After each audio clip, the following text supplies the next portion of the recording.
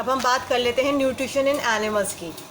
अभी तक हम बात कर रहे थे प्लांट्स की। अब आपको पता है कि एनिमल्स जो हैं they can not manufacture their own fruit, they can not manufacture their own food. We are heterotrophs, we need readymade food.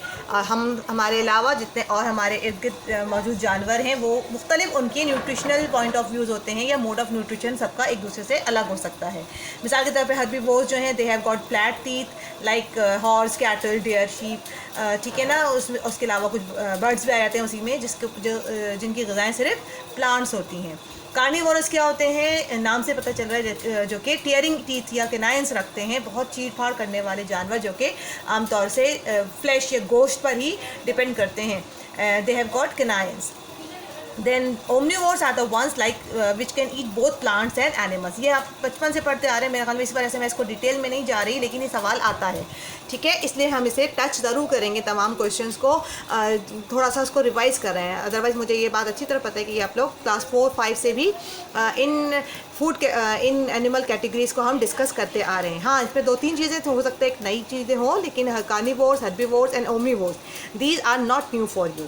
Man हो, बियर हो, क्रो हो, कॉकरोच हो, ये वो तमाम ऑर्गेनिजम्स हैं जो कि दोनों चीज़ें इंटेक करते हैं, यानी इंसान, इसके अलावा मैन है, बियर, क्रो वगैरह जो हैं, ये दोनों चीज़ें कंज्यूम करते हैं, प्लांट्स भी और एनिमल्स भी। देन फ्रूगीवोर्स, जिस तरह से कुछ एनिमल्स ऐसे हैं जो कि प्लांट्स या फिर जो फ्लैश है वो कंटेनिंग करते, उनको एज अ फूड कंज्यूम करते हैं। फ्रूगीवोरस मीन जिनके फ्रूट्स जिसमें मुख्तलिफ गावा आ रहा है, ठीक है ना, अमरूद है, मिर्चें हैं या अंजीर है, जैसे आपको पता है पैरट्स हैं, ये आमतौर से फ्रूट्स पे कंज्यूम कर रहे होते हैं। बैट्स हैं, ठीक है, ये आमतौर से फ्रूट्स कंटेनिंग या फ्रूट ईटिंग एनिमल्स होते हैं। फिर इंसेक्टिवोर्स नाम से पता चल रहा है ऐसे एनिमल्स जो कि इंसेक्ट्स पे या कीड़े मकोड़ों पे डिपेंड कर रहे होते हैं। जैसे अपने लिजर्ड और फ्रॉग को देखा है, फौरी तौर पर वो अटैक करते हैं और अपना फूड एज अ फूड उसको इस्तेमाल करते हैं। पैरासिटिज्म कौन सा रिलेशनशिप होता है, in which one is the host and another is the parasite. जिनको फ़ायदा हो रहा होता है वो पैरासाइट्स होते हैं, जिनको नुकसान हो रहा होता है वो होस्ट होते हैं।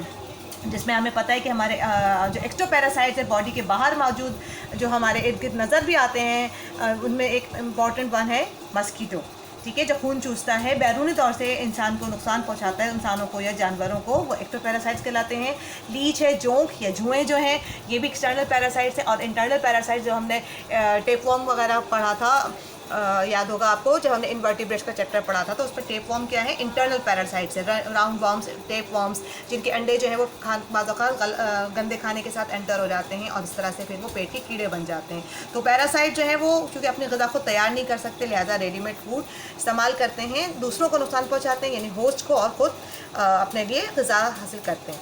सैप्रोज़ोइक एक ऐसा फूड न्यूट्रिशन मोड है जिसमें आपको मालूम है, जैसे आपके इर्द गिर्द कोई चीज़ अगर मर जाती, कोई जानवर या कोई और पत्ते वगैरह गले सड़े हुए होते हैं, थोड़े दिन के बाद वो गायब हो जाते हैं, ठीक है।